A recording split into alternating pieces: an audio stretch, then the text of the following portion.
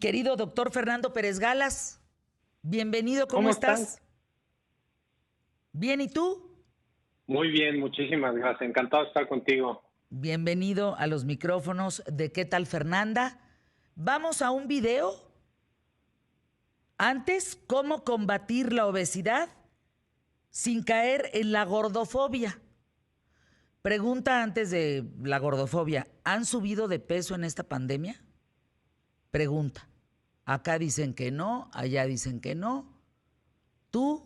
No, pues tú no. No, yo sí subí 2 kilos, que ya los tuve que bajar, pero el términos generales es que todos hemos subido de peso, por este confinamiento y por pues evidentemente la comida da confort y entonces, bueno, pues evidentemente ha habido un aumento de peso marginal, pero sí ha habido un aumento de peso y eso está reportado en diferentes partes del mundo, no solamente aquí. Eh, Quizá porque ahora sí comemos 3 veces al día y comemos demasiado, o quizá porque comemos más. ¿Por qué esta pandemia nos ha llevado a subir de peso? Mira, hay varios factores. Pues, la calidad de la comida ese es uno. Lo otro es la ansiedad alrededor de este encierro y esta pandemia la incertidumbre de qué es lo que va a suceder nos ha llevado también pues, aumentar la ingesta de alimento. Y después es el mal manejo del estrés y de la emoción y circularla alrededor de la comida. Y a eso súmale el propio confinamiento, el que no puedes estar haciendo ejercicio, el que no puedes estar saliendo, el que tu actividad física habitual la tienes restringida, ¿no? Entonces, pues sí, evidentemente eso ha llevado a que todos hemos ganado, algunos más, otros menos, pero todos hemos seguramente ganado un poco de peso. La última encuesta nacional de salud y nutrición 2018 por el INEGI, hecha por el INEGI, la Secretaría de Salud y el Instituto Nacional de Salud Pública, decía, fíjate, tan solo un año y medio, dos, que de cada 3 de cada 4 personas mayores de 20 años tenían sobrepeso en México. Es muchísimo, Sí, Pérez Galas, muchísimo, Fer. sí. Sí, ¿Cómo mira, y estaremos esto ahora? es, ¿mande? ¿Cómo estaremos ahora? Pues casi 4-4, ¿no? Pues mira, la verdad es que sí ha subido, pero uno de los puntos que más ha generado o ha provocado esto es justamente el tema de la gordofobia, porque eh,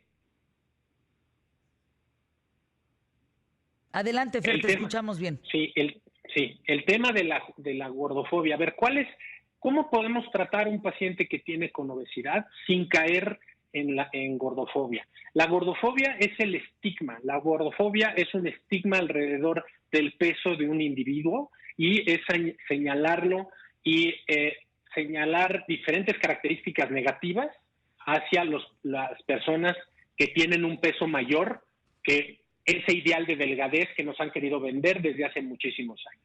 Ese es el tema de la gordofobia. Ahora, la obesidad es una enfermedad caracterizada por un estado inflamatorio crónico generado por el aumento de grasa en el organismo. Son dos cosas diferentes.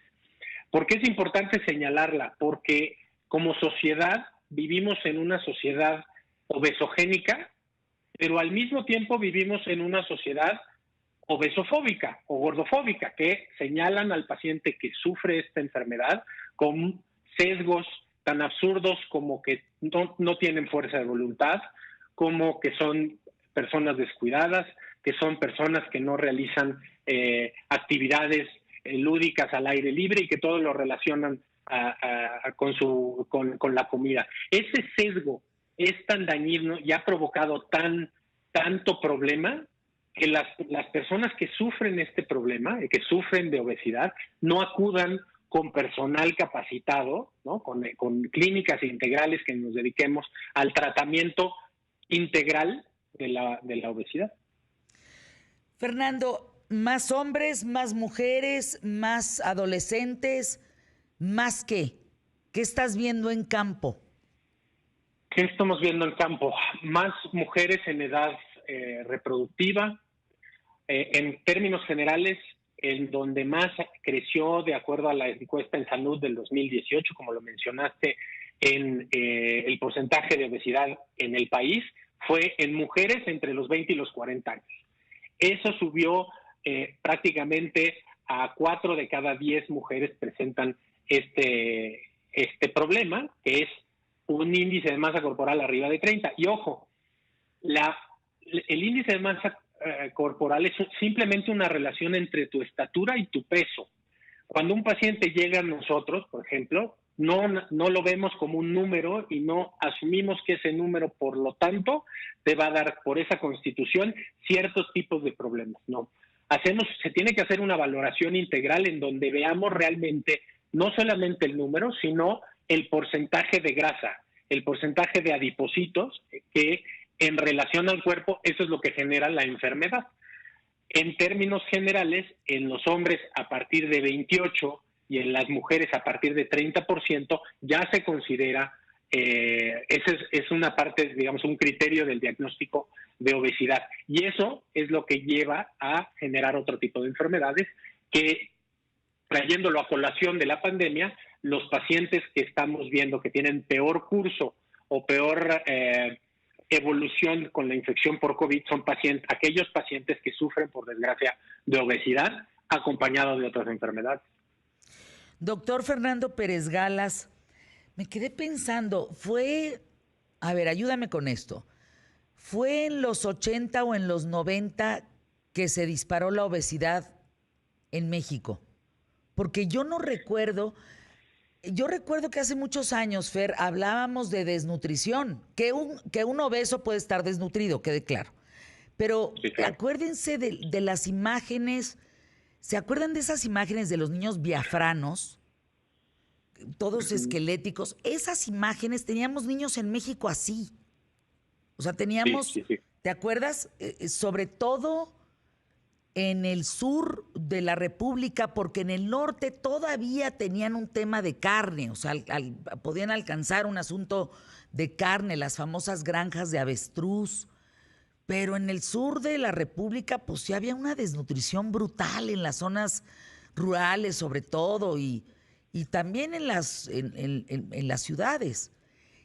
¿Qué fue, Fer? ¿En los 80, los 90? ¿Qué fue justamente cambió? En la década de los 80, y bien lo mencionas, en México ha habido una transición realmente del peso de la población, que hace 100 años las personas morían de desnutrición y de enfermedades infecciosas, y hoy estamos viendo que los pacientes, que las personas morimos de enfermedades crónicas degenerativas. El peso de la población en México desde los 80 para acá ha aumentado proporcionalmente conforme va aumentando la obesidad y conforme va aumentando el consumo de alimentos ultraprocesados. Esto, qué bueno que lo trajiste a colación, porque forma parte también del complejo problema que es la obesidad.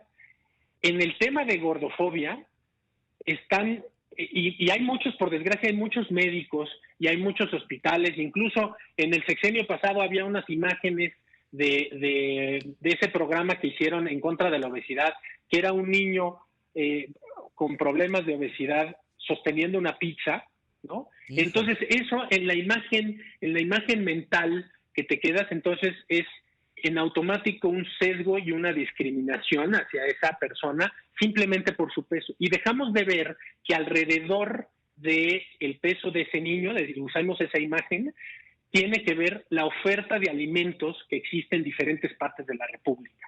Hay muchas poblaciones que tienen inseguridad alimentaria, que quiere decir que no tienen acceso a comida de alto, balanceada ni de buen contenido. Pero sí tienen un refresco. Nutrición, exactamente, pero sí tienen acceso a comidas ultraprocesadas, ¿no?